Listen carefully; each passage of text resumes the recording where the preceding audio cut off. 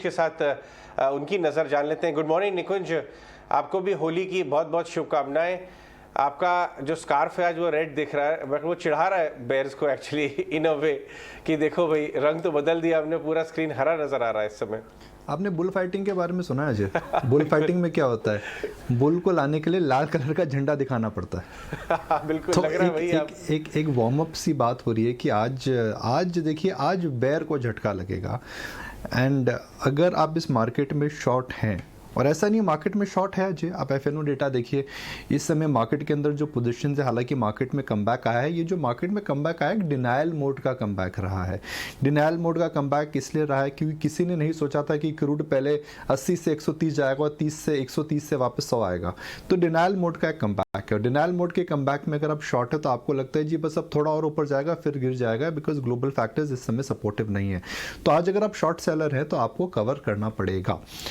SGX भी ऊपर है और FI भी बाई कर रहे हैं, और जो हमने क्रूड मार्केट में देखा है, जो कच्चे तेल में जो हो रहा है इस समय लगता है कि $100 के आसपास वो सेटल हो रहा है। तो मुझे लगता है कि आज शॉर्ट कवरिंग बड़ी तरीके से देखी जाएगी। कहाँ तक रुकती है, पहले 2-3 घंटे तक मार्केट को सेटल होने दीजिए, उसके बाद देखते हैं। So I think the trade today is that there could be a short squeeze. अभी तक हमने बुल स्केयर देखा है इस मार्च महीने में, पहली बार एक हम बेयर स्केयर देखेंगे। तो ये जो लाल रुमाल इसलिए है कि भाई बुल्स को बोलने के लिए कि भाई निकल लो, भागो। आज जो बेयर्स हैं वो जोर से भागने वाले हैं। बिल्कुल। मॉर्निंग निकुंज, तो शॉर्ट स्क्वीज कहाँ एक्सपेक्ट करने चाहिए आपके हिसाब से? कौन से सेक्टर्स जिन पर नजर होनी चाहिए? देखिए प्रियंका, मार्केट शॉर्ट कहाँ जा रहा था? मार्केट शॉर्ट जा रहा था जहाँ उसको पता है कि एफआई की बिकवाली हो रही थी। एफआई की बिकवाली कहाँ पे हो रही थी? एफआई की बिकवाली सबसे ज़्यादा फाइनेंशियल्स में हो रही थी।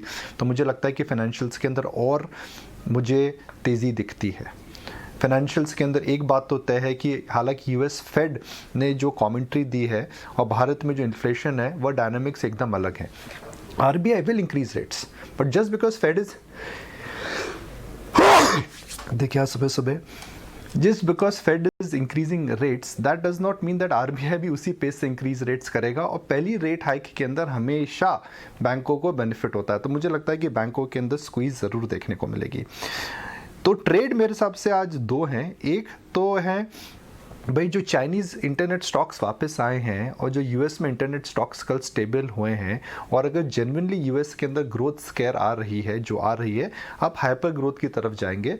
तो मुझे लगता है कि आने वाले 3-4-5 ट्रेडिंग सेशंस तक इंटरनेट स्टॉक्स पे नज़र देखनी चाहिए। कल हमने पेटीएम में देखा था कि काफ़ी रिकवरी हुई थी। नायका, पॉलिसी बाजार, जो नई लिस्टेड इंटरनेट कंपनीज हैं, मुझे लगता है कि इनके अंदर एक टैक्टिकल ट्रेड है। और दूसरी ट्रेड जो मुझे दिख रही है प्रियंका, वह दिख रही है कि beaten down under performers are coming back. IndusInd bank में तेज़ी देखने को मिल रही है, आईटीसी वापस आ रहा है, कई मीडिया शेयर वापस आ रहे हैं। तो दो ट्रेड मुझे दिखती है, first short covering in banks and second under performing stocks which are now catching up and they में स्टार्ट आउट परफॉर्मिंग। आईटीसी हो गया, इंडसइंड बैंक हो गया, कुछ मीडिया कंपनीज हो गई। मुझे लगता है कि दो ट्रेड्स हैं आज के लिए। बिल्कुल निकुंज, गुड मॉर्निंग। होली की ढेरों शुभकामनाएं आपको। और जिस तरह से काफ़ी समय पहले, इनफैक्ट पिछले हफ्ते ही एफआईआईज की सेलिंग इंटेंसिटी कम होने की बात आपने कही थी, और अब खरीदारी की तरफ हम लौट रहे हैं। यूएस फेड का डिसीजन जो कि 2 दिवसीय बैठक का आता हुआ दिखा, बाजार उस पर रिएक्ट ज़रूर कर रहा है। लेकिन अब टू कर्ब इन्फ्लेशन फेड ने ये फैसला लिया है, इसका इम्पैक्ट क्या लगता है इन्फ्लेशन को आगे चलकर? ऑफकोर्स 2 साल के बाद ये रेट हाइक्स होते हुए दिखे हैं, आगे और 6 हाइक्स के भी अनुमान लगाए जा रहे हैं। क्या लग रहा है कि फेड आगे अपनी अब साइज ऑफ होल्डिंग्स जो हैं वो रिड्यूस करने के बारे में सोच सकते हैं, और इसका इम्पैक्ट फिर कैसा पड़ेगा overall on inflation front also? Mansi, देखिए एक बहुत बड़ा भ्रम है कि मार्केट के अंदर यूएस फेड जो करेगा उससे विश्व के बाजार मूव करेंगे। जी हाँ, यूएस फेड इंपॉर्टेंट है, इंटरेस्ट रेट मैटर करते हैं, मगर हमने कई बार हमने ऐसा भी देखा है कि in the first rate of cycle markets they tend to go higher. तो क्या जो हिस्ट्री है इस बार रिपीट होगी? 1 सेकंड, इंडिया के अंदर किस प्रकार के रेट हाइक आएंगे? सेकंड, थर्ड, क्या हम इस समय ग्लोबल फ्लोज पर इतने ज़्यादा डिपेंडेंट हैं जो हम हिस्टोरिकली रहे हैं? जी नहीं। चौथा, अगर इंटरेस्ट रेट ऊपर जाते हैं तो कौन सी कंपनियों की मूल्यांकन में फ़र्क पड़ता है? तो हाई पी स्टॉक्स जो उनमें क्या असर पड़ेगा? तो मानसी, एक जो ये चक्र चालू हुआ है इसका impact short to medium term में ज़रूर आएगा, मगर एक ब्लैक एंड वाइट इम्पैक्ट इस समय बताना बहुत मुश्किल है। फेड ने रेट बढ़ाया, मार्केट नीचे आएंगे, ऐसा नहीं होगा। मुझे लगता है कि इस समय जो चक्र है काफ़ी डिफरेंट है, इन्फ्लेशन डायनामिक्स काफ़ी डिफरेंट है, इंडियन इकॉनमी काफ़ी डिफरेंट कगार पर है, हमारे फ्लोज काफ़ी डिफरेंट कगार पे हैं। तो मुझे नहीं लगता है कि हिस्टोरिकली आप जो ट्रेंड देख रहे थे कि भाई यूएस फेड रेट बढ़ाएगा, फॉरेनर्स इमर्जिंग मार्केट से पैसा निकालेंगे और मार्केट धराशायी हो जाएगा, मुझे नहीं लगता है कि वो चक्र इस समय रिपीट होगा। तो जो फेड कर रहा है उसका इफेक्ट आएगा।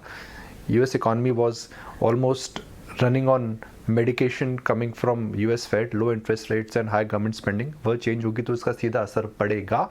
मगर इस बार मुझे लगता है कि हमारी जो इकॉनमी है उसमें असर कम पड़ेगा। राइट, बहुत बहुत धन्यवाद अपने एनालिसिस के लिए निकुंज।